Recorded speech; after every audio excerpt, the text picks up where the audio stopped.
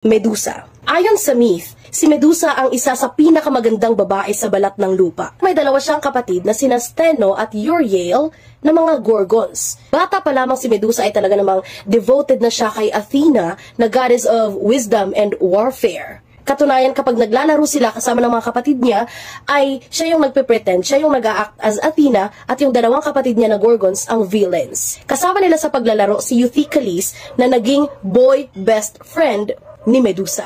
Habang lumalaki sila, kapansin-pansin na ang taglay na kagandahan nitong si Medusa. Kaya nga raw na humaling sa kanya si Euthycles dahil tinamaan daw siya ng pana ni Eros na god of love and desire. Sa Roman mythology, siya si Cupid. O isang araw, naglakas ng loob itong si Euthycles na umamin kay Medusa. Sasabi niya, Medusa, alam kong kaibigan lang ang turing mo sa akin, pero hindi na ako makatulog, hindi ako makakain, nagpupuyat na ako kaiisip sa'yo. Palagay ko'y mahal na kita at gusto kitang makasama habang buhay. Nabigla itong si Euthycles nang bigla siyang yakapin ni Medusa. Sabi niya, Euthycles, mahal din kita, mahal na mahal. Pero alam mong simula pa lamang nung bata ako ay gusto ko na talagang maging katulad ni Athena. Gusto ko sanang maging priestess niya. Pero para matanggap ako bilang priestess niya ay kailangan kong manatiling pure at hindi dapat ako bumibigay sa kung anumang tukso na meron dyan. Euthycles, hindi tayo pwede. Tapos bigla siyang kumanta ng, hindi tayo pwede. Sabi niya, lalong hindi kita pwedeng makasama habang buhay kasi meron akong gustong gawin sa buhay ko na labis kong ikaliligaya.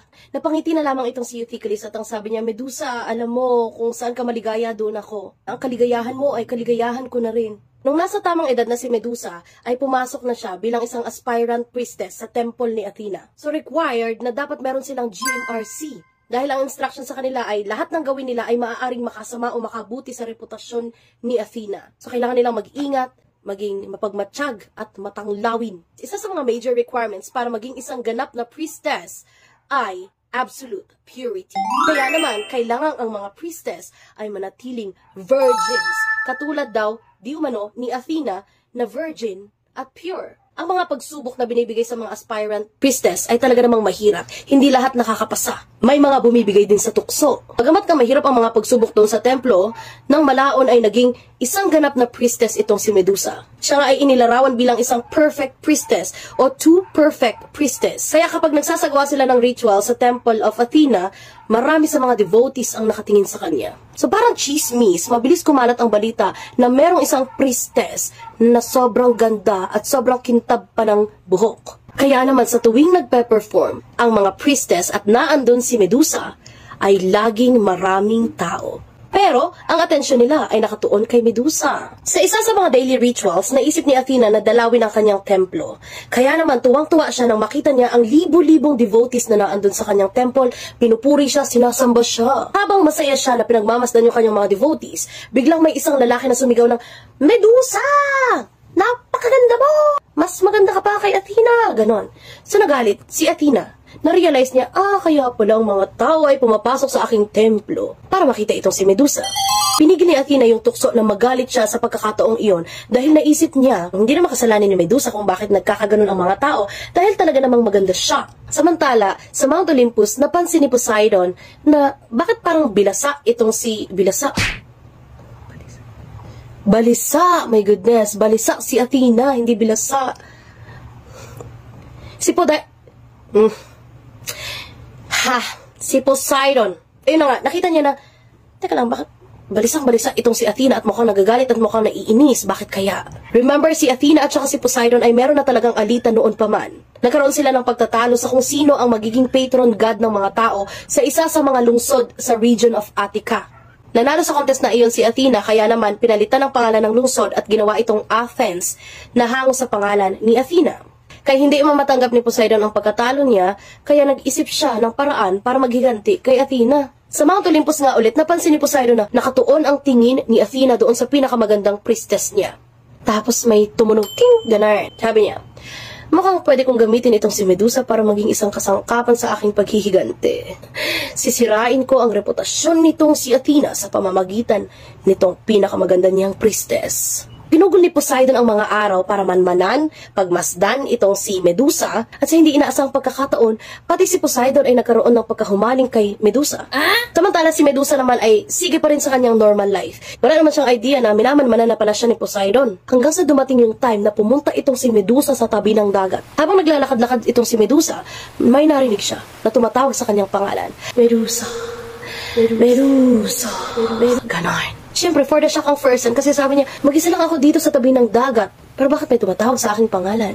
Ang biglang lumitaw si Poseidon at nagtago pala siya sa mga waves. Nagpa-cute siya ngayon kay Medusa. Pero sabi ni Medusa, meron akong pangako kay Goddess Athena na mananatili akong pure and virgin. So iniwasan niya ngayon si Poseidon. Hindi niya pinansin. At dahil hindi na naman afford ni Poseidon ang isa na namang rejection, sinundan niya ito at hinablot sa braso. Dahil sa sobrang gulat ni Medusa, ay nagawa niyang masuntok sa mukha si Poseidon. Tumakbo si Medusa sa loob ng temple at doon siya lumuhod sa estatwa ni Athena. Nagmakaawa, umiiyak na, Athena, please, tulungan mo ako, protektahan mo ako. At dahil nga si Poseidon ay hayok na sa laman at galit na galit siya dahil naborjak siya sa mukha, sinundan niya sa loob ng temple si Medusa. Nang malapit na itong si Poseidon kay Medusa ay bigla namang humarang si Ithacles. Pero dahil galit na galit nga si Poseidon ay nagawa niya itong suntokin dahilan ng pagkahimatay ni Ithacles. Tagpuan ni Poseidon si Medusa na nakaluhod pa rin doon sa estatwa ni Athena at doon na niya naisagawa ang kanyang maitim na balak. Nagawa niyang angkin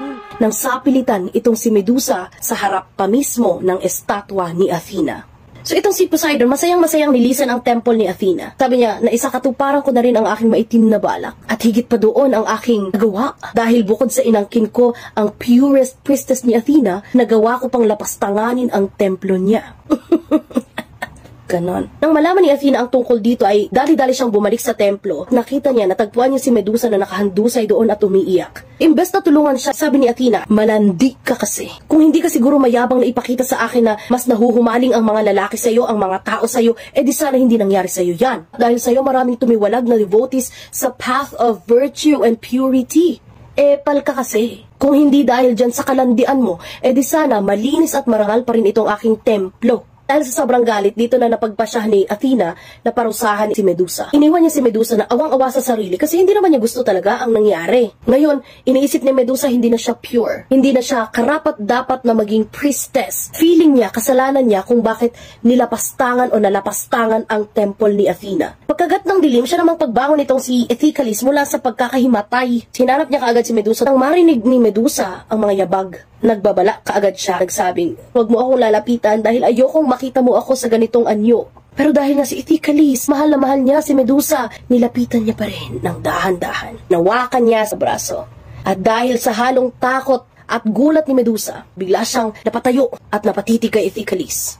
Walang kaabog-abog ay naging stone-made statue si Ithacles. Nagulat itong si Medusa dahil na-realize niya yung curse na binigay sa kanya ni Athena. Niyakap na lamang niya si Ithacles, sabay nagtatatakbo palabas ng temple. Lahat ng mga taong nakakakita sa kanya nagsisisigaw.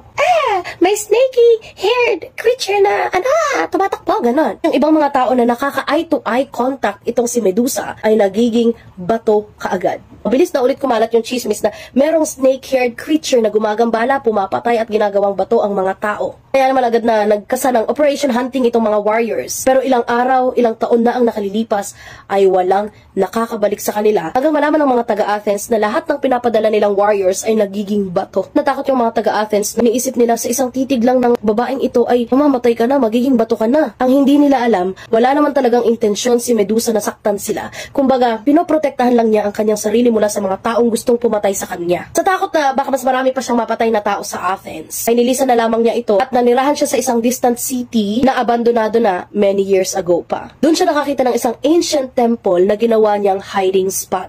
Kung malaman na naman ng mga warriors na dito siya nagtatago, marami ulit sa kanila ang sumubok na i-capture siya for the sake of glory. Pero same thing, wala pa rin nakakabalik sa kanila. Lahat sila nagiging bato. Sa kanyang pag-iisa at sa lahat ng mga ginagawa ng mga taong gustong pumatay sa kanya, unti-unting nawala ang humanity ni Medusa. Kaya nga ang kanyang reputasyon bilang isang masamang halimaw ay naging legendary. Dahil nga ayaw naman talaga ni Medusa na pumatay ng tao, nagsusurvive siya sa pamamagitan ng paghahunt ng mga hayop. At sa kahunt niya ng mga makakain, napadpad siya sa isang lugar kung saan niya nakita ang ancient bust ni Goddess Athena. Na-realize ni Medusa na siguro dito dating nakatira si Athena. At dahil nga mahal na mahal niya si Athena, ay bumalik siya sa dati. Nagsimula siyang alagaan ang temple at muli niyang sinamba si Goddess Athena. Bagamat miserabling namumuhay si Medusa sa kanyang lungga, hindi pa rin niya nakakalimutang maging isang noble woman. Samantala, habang si Athena ay nasa kanyang heavenly residence, hindi niya maiwasang tumingin at tingnan ang ginagawa ni Medusa. So sabi niya, hindi ko to pwedeng ipagwalang bahala kasi ginagawa niya yung mga dapat niyang gawin kahit walang nakakakita. Kaya sabi niya, Medusa, pasensya ka na kung ganyang curse ang binigay ko sa'yo. Irreversible pa naman. Ibig sabihin, hindi na niya pwedeng bawiin yung sumpa na binigay niya kay Medusa. Nang nagsasagawa si Medusa ng isa sa kanyang mga rituals, nakarinig siya ng yabag doon sa kanyang lungga. Nabuhay na naman sa diwa niya ang pagiging beast kasi alam niya meron na namang nagtatangkang pumatay sa kanya. Noong makita niya kung sino ang nakapasok doon sa kanyang lungga, dahan-dahan siyang pumunta para sana'y dahan-dahan ding atakihin siya. Pero nagulat siya nang makita niya yung warrior na hawak-hawak yung shield o yung kalasag ni Athena na ipinamana sa kanya ni Zeus. Sa sobrang linis at kintab ng shield na yon, aakalain na ito'y isang salamin. Kaya naman sa pamamagitan ng reflection nito, ay nakita ng mandirigma na nasa likod niya si Medusa. Kaya naman agad siyang tumalikod at pinutol ang ulo ni Medusa.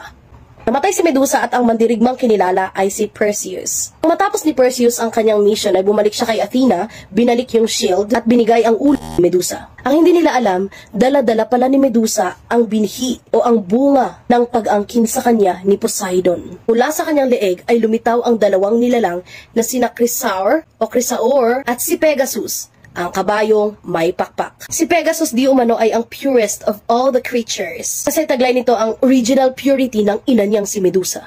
Marami pa rin ang naniniwala na ang pagtulong ni Athena kay Perseus ay isa pa ring pamamaraan niya para makapaghiganti kay Medusa. Ang hindi nila alam, isa ito sa mga paraan ni Athena para palayain si Medusa mula sa nakakatakot na pamumuhay na meron siya. Dahil nga nakonsensya si Athena na kinurse niya si Medusa sa ganung pamamaraan. At the end of the story, pinarangalan pa rin ni Athena itong si Medusa sa pamamagitan ng paglalagay ng pugot na ulo ni Medusa doon sa shield niya.